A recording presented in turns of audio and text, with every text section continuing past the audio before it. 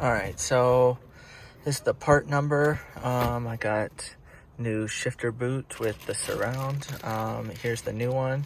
The leather and everything is super nice. This is worn out. I need to get a new one of these as well, so it's pretty easy.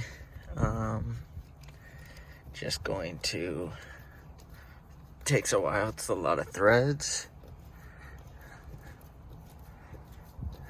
So I'm gonna finish unscrewing this and I'll pop it off, and then I will show what they look like. I'll take this out of the bag and show a comparison.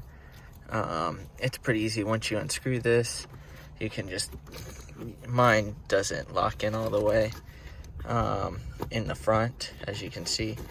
But yeah, you just pull and you pop it out. So I am going to really quickly take this out, and then I'll be able to pull this boot out. As you can see, I've already started to lift up just because mine didn't lock in all the way, just because of age. So give me a minute. All right, so you can see comparison, how worn out my old one is compared to this nice new one that's got new leather.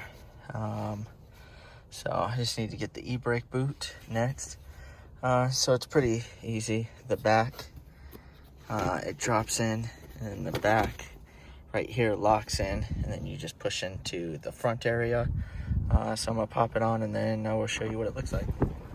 All right, it's kind of windy, but as you can see, the new one next to the old e-brake looks pretty good. So just a simple, easy mod to make the car look good. So